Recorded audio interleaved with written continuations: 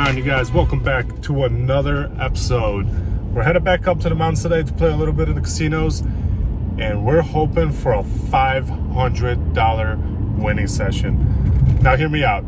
Colorado a few months back, as some of you may know if you've watched the first vlog, was a $100 max bet limit, and they recently got rid of that. As of May 1st of this year, they got rid of that, so it's a no limit game, which changes the game drastically and is able to build bigger pots for everybody and therefore bigger profits or bigger losses. So we've been doing pretty good, but we haven't broken the 500. We had a couple sessions where we broke 400, so I really want to try and ramp up that $500 winning session today on the 1-3 game. Obviously the 2-5 is a little bigger and we'd be able to hit that there. The 5-10 one hand could be a $500 winning session. So in the 1-3 today, let's hope for a $500 winning session. That means we need some run good, maybe get some good bluffs through, or just get some good cards going our way. So let's hope for a good session, you guys. We'll see you out on the felt, and let's see the cards. All right, you guys, we are finally on the table, and we look down at pocket fours. First hand in, you guys know I like to record it, so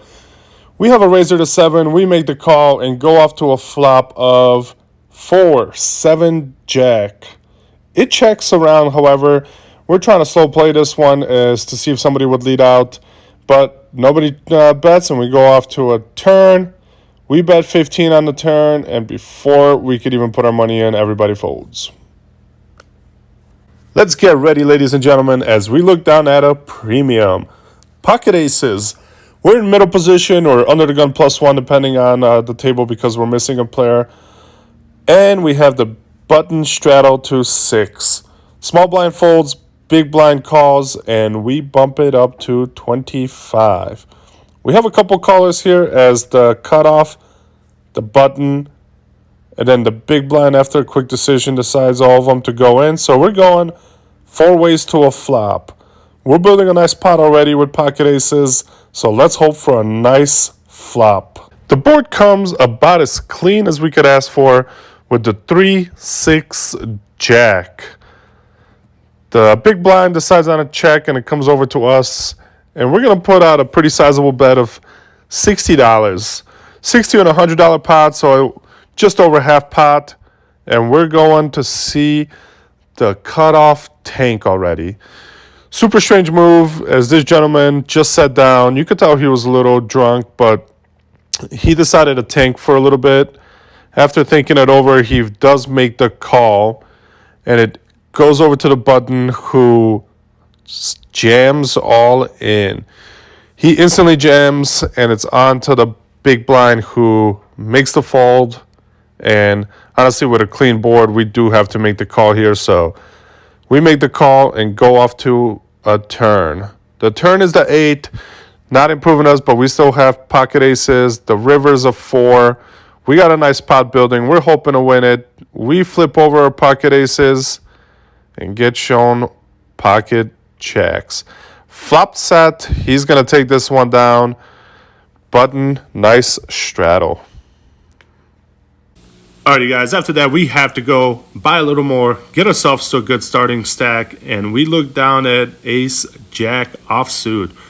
We're in middle position and a straddle on the button again. Small blind, big blind, and the under the gun all make the $6 call. When it comes to us, we're going to bump it up to 20 in middle position. It folds around to the straddle, who, after thinking about it, lets it go. Does not protect the straddle, so the small blind, the big blind, and the cutoff and the under the gun make the call. So we're going 4 ways to a flop of 5, 3, 8 rainbow. Checks around to us, and we're going to c-bet this one. See where we stand, see if anybody caught any of it. So we c-bet to 35. The small blind makes the call.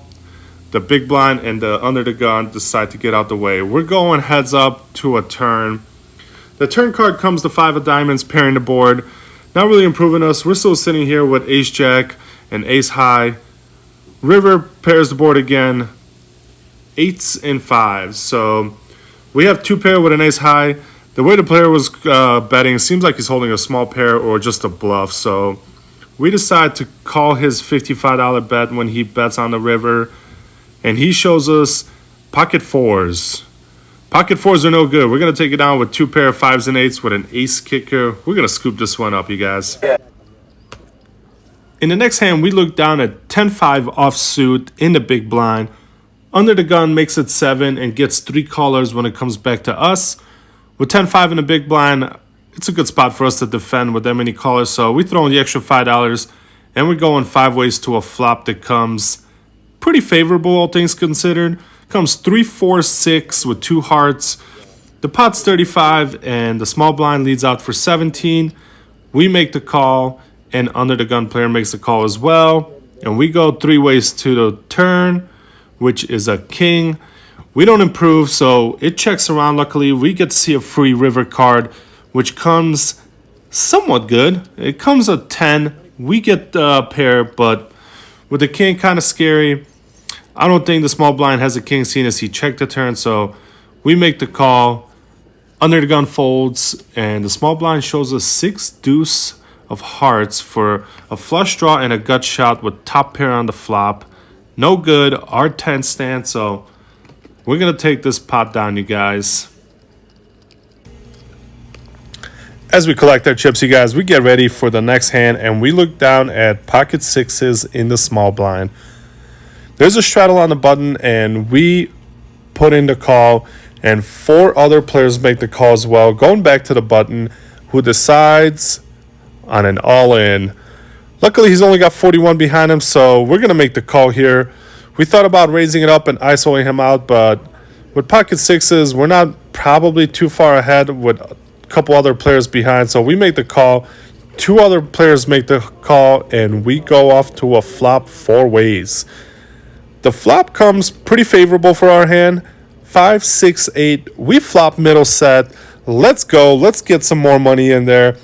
We bet 50 into a $164 pot. And unfortunately, the other 2 players snap fold. So we go off to a turn of 2. A river that is a blank. Another 2. We complete our full house. He shows us ace 10 offsuit. We're going to take a nice sizable pot here. Let's get ready to look at ace-jack suited. Ace-jack suited, we're in a big blind. Under the gun player makes a 10. Cutoff calls a 10. And the button bumps it up to 30. The button could have a wide range of hands here as he's going to have the best position. Us in the big blind with ace-jack are going to be a little more tight. So we cut up to 4 bet here, but we just decide on a call. Under the gun player folds. Cutoff calls. And we're going 3 ways to a flop. Flop comes pretty favorable, all things considered. Ace 3, 8, 2 diamonds. We top flop pair with a jack kicker, and we lead out right away. We can slow it down, see what the initial raiser does, but I want to put the pressure on them a little bit. Make it 40. Cutoff calls fairly quick, however, and he's a type player that usually plays premium. So when he makes the call fairly quick, I got to assess a little more on the turn. On the button, however, now tanks for a long time. With his range of hands, he could be holding 10s, jacks, queens, 10 jack suited, queen jack suited. It doesn't look like he's going to have an ace as he's taken for so long, but finds a call, and we're going 3 ways to a turn. The turn pairs the board, and it brings another 8. We still have top pair with a jack kicker, and I don't think there's a sense of slowing down here. I bet 65. Looking back, I think that $65 bet should probably be closer to $100, maybe a $110 bet. But we live once, we make mistakes, we learn from them. So we make it 65 here. Cutoff looks at it, thinks about it for a while. Like I said, tighter player, but finds a fold. And it's back onto the button, who counts out 65, pushes it off to the side, and starts to think again. At this point, I feel very strong about my hand on the river, no matter what it is. I think I'm going all in, putting the max pressure on him. So let's hope for a call here. Unfortunately, it does not come to that. After thinking a while, he finds a fold. So we're going to scoop another one here. We're going to take it down with ace-jack and move on to the next one.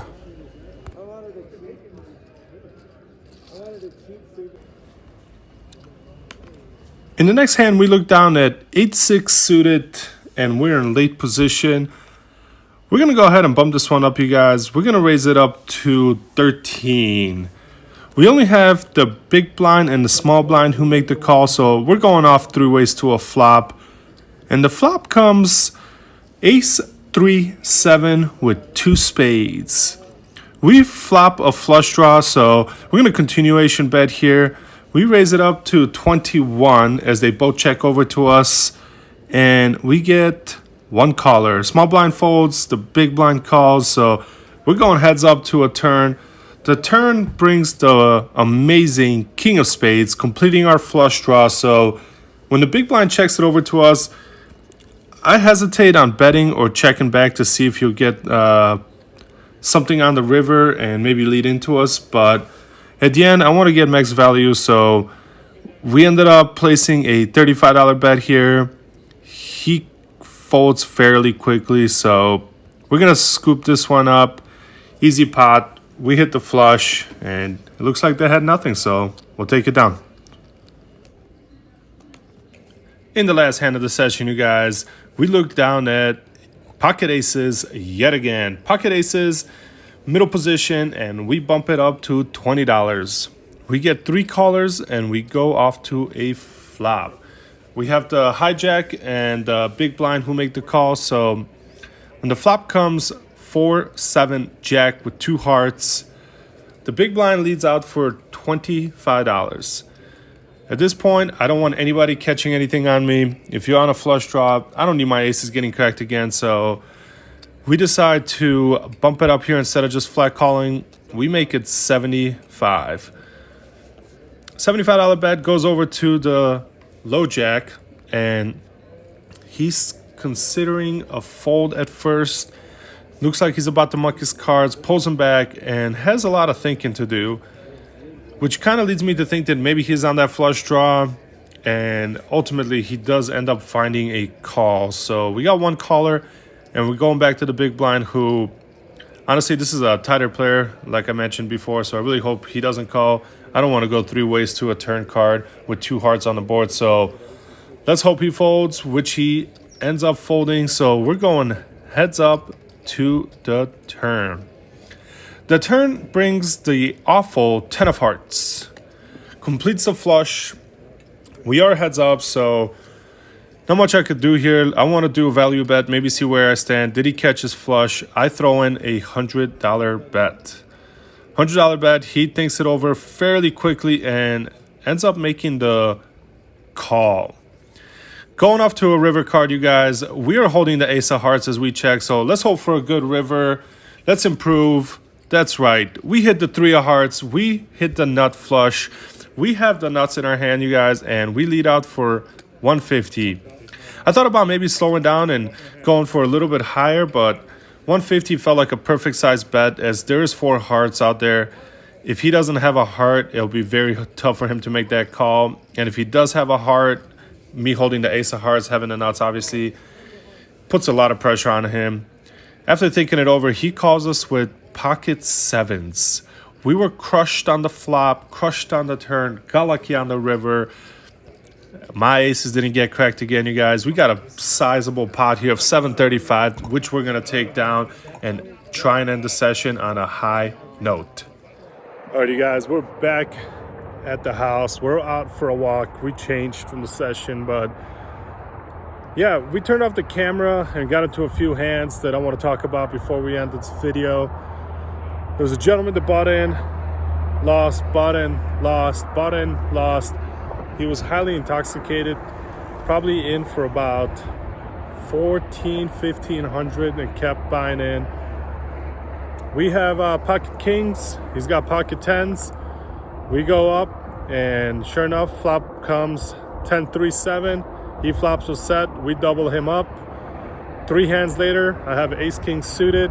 He's got queen 4 offsuit, and he pre-flop raises. We make it a 3-bet. He calls. The board comes kind of favorable for us with a queen 4-7, all spades, and we had ace king of spades. So we turned the nut flush. he rivers the full house. So, yep, not much I could do there either. So we gave back about $400 to that guy. We had a goal of hitting 500, and had we not played against him, we would have been well over that. But it is what it is. We still made a profit. In for 440, out for 667, making a profit of 227 today, you guys. So anyways, good session. Make sure to like and subscribe. We'll see you on the next one. We're playing at Monarch. That's right, we'll be on the Monarch Casino next time, you guys. Thank you so much. Make sure to like and subscribe. We'll see you on the next one.